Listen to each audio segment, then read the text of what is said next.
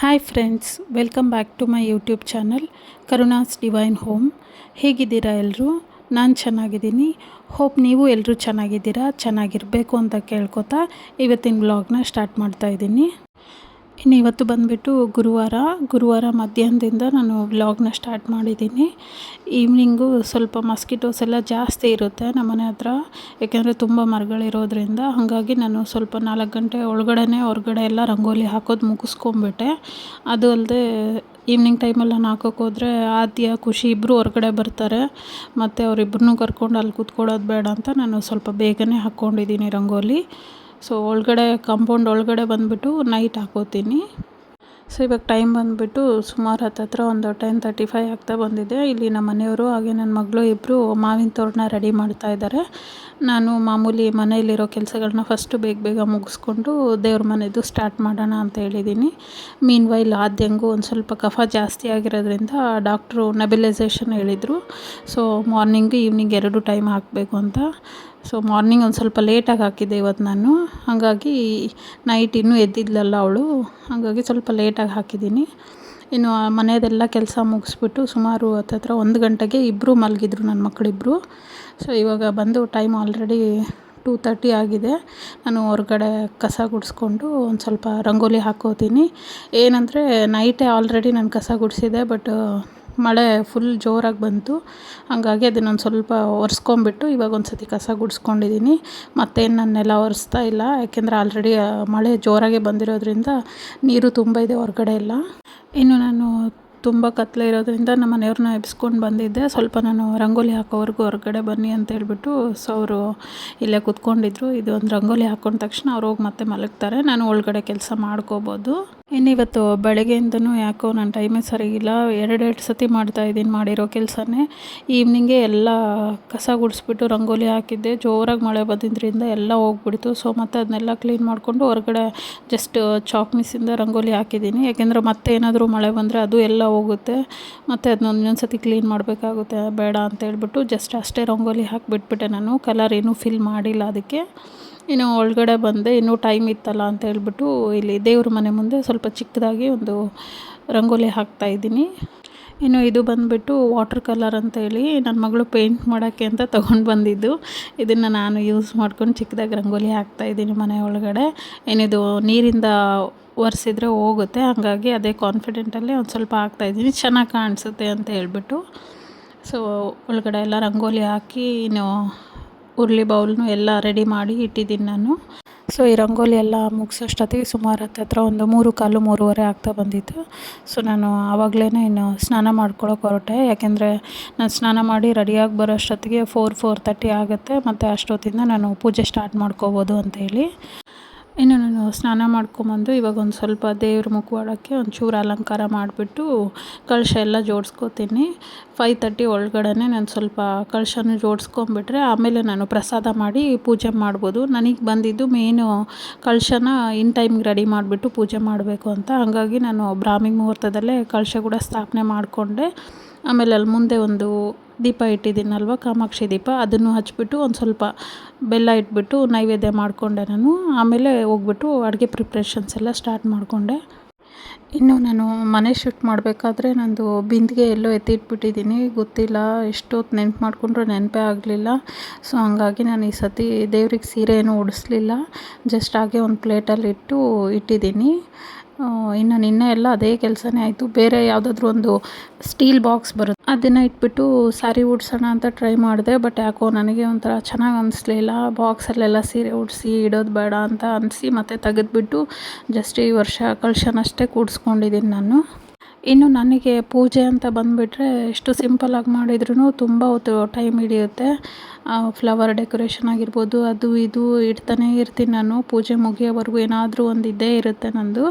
So ಹಂಗಾಗಿ ಈ ವರ್ಷ ಜಸ್ಟ್ ಕಳಶ ಕೂಡಿಸಿದ್ರೂ ತುಂಬ ಟೈಮ್ ತೊಗೊಂಡೆ ನಾನು. ನೈಟು ಎಲ್ಲ ಡೆಕೋರ್ ಮಾಡಿದ್ರೂ ನಾನು ಬೆಳಗ್ಗೆ 5:30ವರೆಗೂ ಕಳಶ ಕೂಡ್ಸೋದೇ ಆಯಿತು. ಆಲ್ಮೋಸ್ಟ್ 1 ಅವರ್ ತೊಗೊಂಡಿದ್ದೀನಿ. ಯಾಕೆಂದರೆ ದೇವಿ ಮುಖವಾಡಕ್ಕೆ ಸ್ವಲ್ಪ ರೆಡಿ ಮಾಡೋದೆಲ್ಲ ಇತ್ತು. ಸೊ ಅದನ್ನೆಲ್ಲ ರೆಡಿ ಮಾಡಿಬಿಟ್ಟು ಕಳಶ ಕೂಡಿಸ್ಕೊಂಡೆ ನಾನು. ಇನ್ನು ಈ ಕಳಶ ಕೂಡಿಸಿದ ಮೇಲೆ ಹಾಗೆ ಬಿಡಬಾರ್ದು, ಹಾಗಾಗಿ ನಾನು ಕಾಮಾಕ್ಷಿ ದೀಪನ ಮುಟ್ಟಿಸಿದ್ದೀನಿ. ಇನ್ನು ಈ ದೀಪ ಬಂದುಬಿಟ್ಟು ತಿರ್ಗಾ ನಾನು ಲಕ್ಷ್ಮೀನ ಕದಲಿಸೋವರೆಗೂ ಹಂಗೆ ಉರಿತಾನೇ ಇರುತ್ತೆ. ಪ್ರತಿ ವರ್ಷವೂ ಇದೇ ಥರನೇ ಇರುತ್ತೆ. ಇನ್ನು ನನ್ನ ದೊಡ್ಡ ಮಗಳು ಈ ವರ್ಷ ಇನ್ಸ್ಟಾಗ್ರಾಮಲ್ಲಿ ಮಾವಿನೆಲೆ ಯೂಸ್ ಮಾಡಿಕೊಂಡು ಈ ಥರ ಪುಟ್ಟದು ಮೊರ ಮಾಡೋದು ನೋಡಿದ್ಲು. ಸೊ ಮಾಡಿಕೊಡ್ತೀನಿ ಮಮ್ಮಿ ಅಂದ್ಲು. ಸೊ ಹಂಗಾಗಿ ನಾನು ಅವಳು ಮಾಡಿರೋದನ್ನ ತೊಗೊಂಡ್ಬಿಟ್ಟು ದೇವ್ರ ಮುಂದೆ ಅಲಂಕಾರಕ್ಕೆ ಅಂತ ಇಟ್ಟೀನಿ. ತುಂಬಾ ಚೆನ್ನಾಗಿ ಬಂದಿತ್ತು, ನನಗೆ ತುಂಬ ಇಷ್ಟ ಆಯಿತು. ಯಾಕೆಂದರೆ ಅವಳು ಇಂಟ್ರೆಸ್ಟಿಂದ ಮಾಡಿದ್ದಾಳೆ, ಅದಕ್ಕೆ ನಾನು ಎನ್ಕರೇಜ್ ಮಾಡಬೇಕಲ್ವ ಅಂತ ಹೇಳ್ಬಿಟ್ಟು ಇಟ್ಟೆ. ಅವಳಿಗೂ ತುಂಬ ಖುಷಿ ಆಯಿತು ಅದನ್ನು ನೋಡಿ. ಸೊ ನಾನು ದೇವ್ರ ಮನೆಯದೆಲ್ಲ ಕೆಲಸ ಮುಗಿಸ್ಕೊಂಡು ಬಂದು ಅಡುಗೆ ಮನೆಯಲ್ಲಿ ಸ್ವಲ್ಪ ಒಲೆ ಪೂಜೆ ಮಾಡ್ಕೊಂಬಿಟ್ಟು ಪ್ರಸಾದಕ್ಕೆ ಸ್ಟಾರ್ಟ್ ಮಾಡ್ತೀನಿ. ಏನು ನಾನು ದೇವಿ ದೀಪ ಹಚ್ಚಿದ ತಕ್ಷಣ ಗಣಪತಿಗೆ ಮತ್ತು ದೇವಿಗೆ ಒಂದು ಸ್ವಲ್ಪ ಬೆಲ್ಲನ ಇಟ್ಟಿದ್ದೀನಿ ಪ್ರಸಾದಕ್ಕೆ ಅಂತ ಹೇಳ್ಬಿಟ್ಟು. ಯಾಕೆಂದರೆ ಇಷ್ಟೆಲ್ಲ ಪ್ರಸಾದ ರೆಡಿ ಮಾಡ್ಕೊಳ್ಳೋಷ್ಟೊತ್ತಿಗೆ ಏನಿಲ್ಲ ಅಂದರೂ ಒಂದು 7:30 ಆಗುತ್ತೆ. ಸೊ ಅಲ್ಲಿವರೆಗೂ ದೇವ್ರನ್ನ ಕೂಡಿಸಿ ಹಂಗೆ ಬಿಡೋದು ಬೇಡ ಅಂತ ಒಂದು ಸ್ವಲ್ಪ ಬೆಲ್ಲನ ಇಟ್ಟಿದ್ದೀನಿ. ಇನ್ನು ಈ ವರ್ಷ ಮೈಸೂರು ಸಿಲ್ಕ್ ಸ್ಯಾರಿ ತೊಗೊಂಡು ಬ್ಲೌಸ್ನು ಸ್ಟಿಚ್ ಮಾಡಿಸ್ಬಿಟ್ಟು ರೆಡಿ ಮಾಡಿ ಇಟ್ಟಿದ್ದೀನಿ. ಬಟ್ ನನಗೆ ಉಟ್ಕೊಳ್ಳೋಕ್ಕೆ ಆಗಲಿಲ್ಲ ಪೂಜೆ ಟೈಮಲ್ಲಿ. ಯಾಕೆಂದರೆ ಅಡುಗೆ ಮಾಡಬೇಕಾದ್ರೆ ಮತ್ತು ಅದು ಲೈಟ್ ಕಲರ್ ಇರೋದ್ರಿಂದ ಗಲೀಜಾಗುತ್ತೇನೋ ಅಂತ ಹೇಳ್ಬಿಟ್ಟು ಕಾಟನ್ ಸ್ಯಾರಿ ಒಂದು ವೇರ್ ಮಾಡಿದ್ದೆ. ನನಗೆ ಅಷ್ಟಾಗಿ ಕಾಟನ್ ಸ್ಯಾರೀಸ್ ಅಭ್ಯಾಸ ಇಲ್ಲ ಉಟ್ಕೊಂಡು, ಬಟ್ ಟ್ರೈ ಮಾಡೋಣ ಅಂತ ಉಟ್ಕೊಂಡಿದ್ದೆ. ಇನ್ನು ಪೂಜೆ ಎಲ್ಲ ಆದಮೇಲೆ ಜಸ್ಟು ಉಟ್ಕೊಂಬಿಟ್ಟು ಒಂದು ಸತಿ ದೇವ್ರ ಮುಂದೆ ದೀಪ ಬೆಳಗಿದ್ದಾಗ ಫೋಟೋ ತಕ್ಕೊಂಡಿದ್ದೀನಿ ಅಷ್ಟೇ ನಾನು. ಬಟ್ ಪೂಜೆ ಎಲ್ಲ ನಂದು ಇದೇ ಸ್ಯಾರಿಲೇ ಆಗೋಯಿತು. ಇನ್ನು ನಾನು ಇವತ್ತು ಹೋಳಿಗೆ ಏನೂ ಮಾಡ್ತಾಯಿಲ್ಲ. ಯಾಕೆಂದರೆ ಲಾಸ್ಟ್ 10 ಡೇಸ್ ಬ್ಯಾಕೇ ಮಾಡಿದ್ದೆ. 2 ಡೇಸ್ ಕಂಟಿನ್ಯೂಸ್ ಆಗಿ ತಿಂದಿರೋದ್ರಿಂದ ಬೇಡ, ಇನ್ನು ಇವತ್ತು ಲಾಸ್ಟ್ ವೀಕ್ ಬೇಕಾದರೆ ಆದಾಗ ನೋಡಿ ಮಾಡೋಣ ಅಂತ ಹೇಳ್ಬಿಟ್ಟು ಸುಮ್ಮನಾಗಿದ್ದೀನಿ.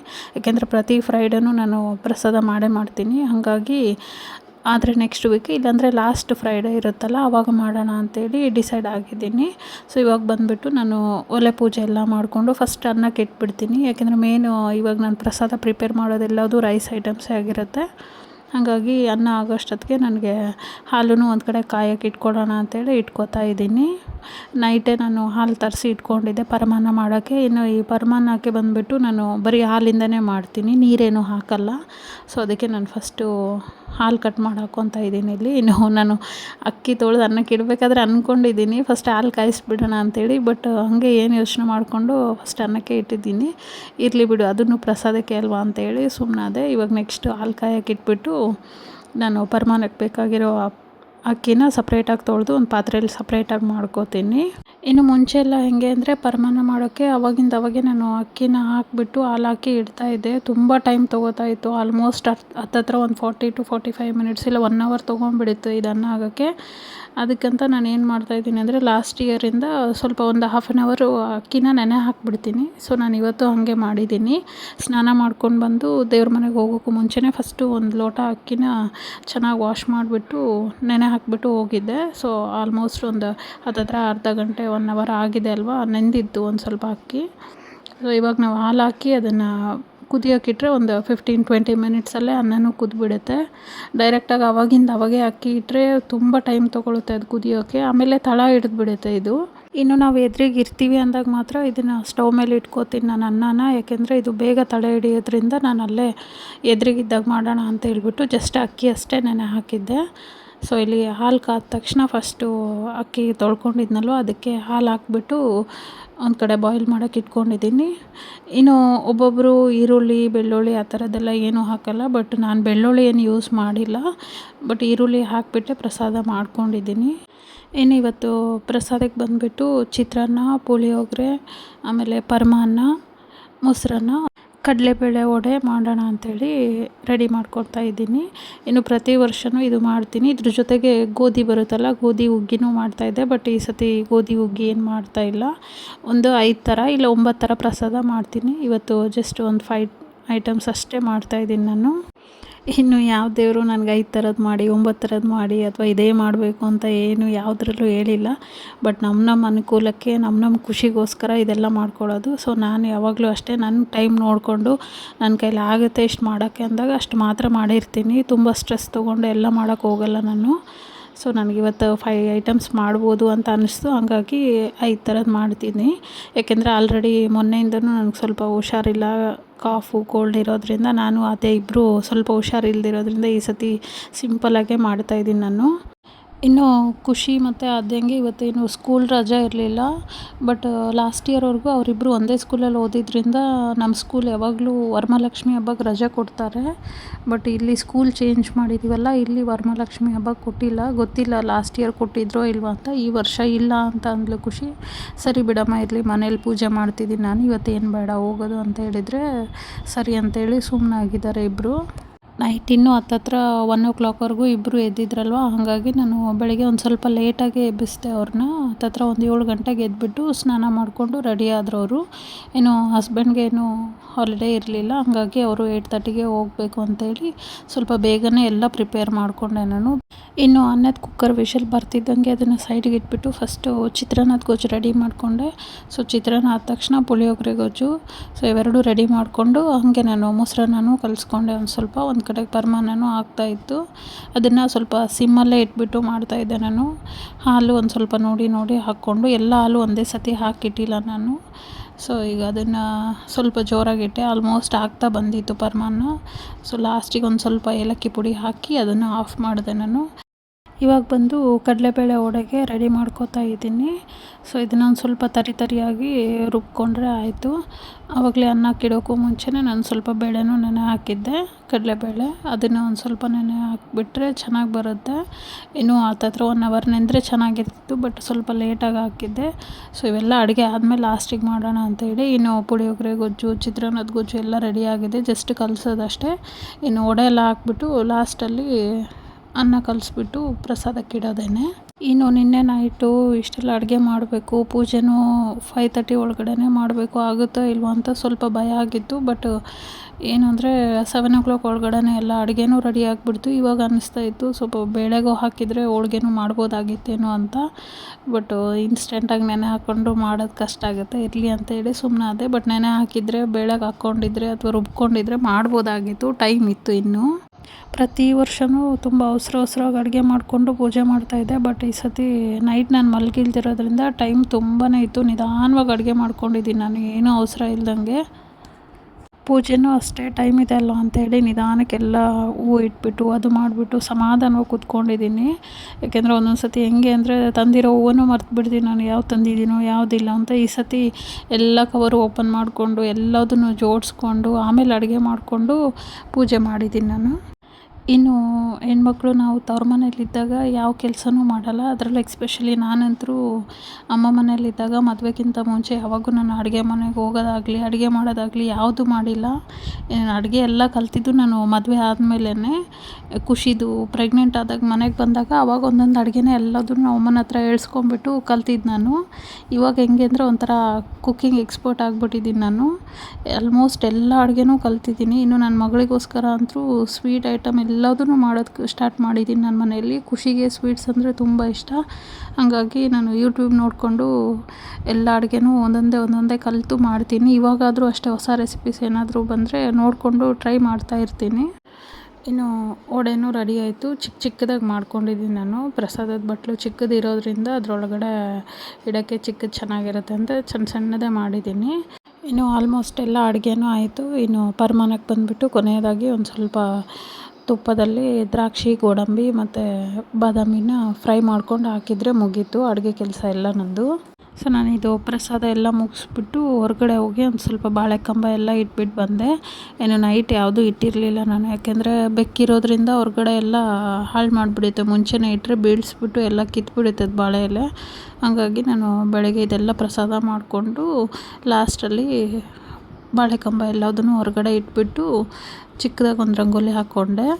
ಮೊದಲೇ ಹೇಳ್ದಂಗೆ ಟೈಮ್ ಇತ್ತಲ್ಲ ಅಂತ ಹೇಳ್ಬಿಟ್ಟು ಹೊರಗಡೆನೂ ನಾನು ಮನೆ ಒಳಗಡೆ ಏನು ಪೇಂಟ್ ಹಾಕಿದ್ನಲ್ವ ನನ್ನ ಮಗಳದು ಆಯಿಲ್ ಪೇಂಟ್ ಅಂತ ವಾಟರ್ ಪೇಂಟ್ ಅಂತ, ಅದನ್ನೇ ಯೂಸ್ ಮಾಡಿಕೊಂಡು ಹೊರಗಡೆನೂ ಚಿಕ್ಕದಾಗಿ ಮೆಟ್ಲ ಮೇಲೆ ಆಮೇಲೆ ಮನೆ ಮುಂದ್ಗಡೆ ಹಾಕ್ಕೊಂಡಿದ್ದೀನಿ ರಂಗೋಲಿನ. ಸೊ ನಾನು ಇದೆಲ್ಲ ಕೆಲಸ ಮುಗಿಸೋ ಅಷ್ಟೊತ್ತಿಗೆ ಮಕ್ಕಳಿಬ್ಬರು ಎದ್ದಿದ್ರು. ಸೊ ಅವ್ರು ಬಂದುಬಿಟ್ಟು ಅವರಪ್ಪ ಎಬ್ಬಿಸ್ಬಿಟ್ಟು ಆದ್ಯಂಗೆ ಸ್ನಾನ ಮಾಡಿಸಿ ರೆಡಿ ಮಾಡಿದರು. ಇನ್ನು ಖುಷಿ ಅವ್ರದ್ದೆಲ್ಲ ಆದಮೇಲೆ ಲಾಸ್ಟಲ್ಲಿ ಸ್ನಾನ ಮಾಡ್ಕೊಂಡು ರೆಡಿ ಆದಳು ಅವಳು. ಮನೆಯಲ್ಲಿ ನಾನು ಒಂದು 8 to 8:30 ಒಳಗಡೆ ಪೂಜೆನೂ ಮುಗಿಸ್ದೆ. ಯಾಕೆಂದರೆ ನಾನು ಆಲ್ರೆಡಿ ಕಳಶ ಕೂಡಿಸ್ಕೊಂಡು ಪೂಜೆ ನಾನು ಸಣ್ಣದಾಗಿ ಮುಗಿಸ್ಕೊಂಡಿದ್ದೆ. ಇವಾಗ ಜಸ್ಟ್ ಏನಂದರೆ ಪ್ರಸಾದ ಎಲ್ಲ ಇಟ್ಬಿಟ್ಟು ಮುಂದ್ಗಡೆ ದೊಡ್ಡ ದೀಪ ಏನಿಟ್ಟಿದ್ನಲ್ವ ಅದನ್ನು ದೀಪ ಮುಡಿಸ್ಕೊಂಡು ಮಂಗಳಾರತಿ ಮಾಡಿದ್ದೀನಿ ಅಷ್ಟೇ. ನಾನು ಹೊರಗಡೆದೆಲ್ಲ ಕೆಲಸ ಮುಗಿಸ್ಕೊಂಡು ಬಂದು ನಾನು ಪ್ರಸಾದ ಎಲ್ಲದು ಸ್ವಲ್ಪ ತಣ್ಣಗಾದ್ಮೇಲೆ ಈ ಬೌಲ್ಗೆಲ್ಲ ಹಾಕಿ ಇಟ್ಕೊಂಡು ನಾನು ಪೂಜೆನೂ ಮಾಡಿದೆ ಮಕ್ಕಳೆಲ್ಲರನ್ನೂ ಕರ್ಕೊಂಡು. ಇದು ಬಂದುಬಿಟ್ಟು ಫೈನಲ್ಲಾಗಿ ನಾನು ಪೂಜೆ ಮಾಡಿರೋದು, ಆಮೇಲೆ ಹೆಂಗೆ ರೆಡಿ ಮಾಡಿದೆ ಅನ್ನೋದೆಲ್ಲದನ್ನು ಒಂದು ವಿಡಿಯೋ ಮಾಡಿಬಿಟ್ಟು ಹಾಕ್ತಾಯಿದ್ದೀನಿ. ಇದು ಬಂದುಬಿಟ್ಟು ಮೆಟ್ಲು ಮೇಲೆಲ್ಲ ನಾನು ಪೇಂಟಿಂದ ರಂಗೋಲಿ ಹಾಕಿದ್ದೀನಿ. ಮಾವಿನ ತೋರಣ ಎಲ್ಲ ಕಟ್ಬಿಟ್ಟು ಬಾಳೆಕಂಬ ಎಲ್ಲ ಇಟ್ಟಿದ್ವಿ. ಈ ಸತಿ 4 ಬಾಳೆಕಂಬ ತಂದಿದ್ದರಿಂದ ಹೊರಗಡೆನೂ ಇಟ್ಟಿದ್ದೀನಿ. ಇಲ್ಲಾಂದರೆ ಯೂಶ್ವಲಿ 2 ತಂದು ದೇವ್ರ ಮನೇಲಿ ಅಷ್ಟೇ ಇಡ್ತಾಯಿದ್ವಿ. ಈ ಸತಿ ತುಂಬ ಆಡಂಬರವಾಗಿ ಏನಲ್ದಂಗೆ ಸಿಂಪಲ್ಲಾಗೆ ಪೂಜೆ ಮಾಡಿದ್ದೆ. ಬಟ್ ಸಿಂಪಲ್ಲಾಗಿ ಮಾಡಿದ್ರೂ ನನಗೆ ತುಂಬಾ ಇಷ್ಟ ಆಯಿತು. ಒಂಥರ ಯೂನಿಕ್ ಫೀಲಿಂಗ್ ಇತ್ತು ನನಗೆ ಈ ಸತಿ ಪೂಜೆದು.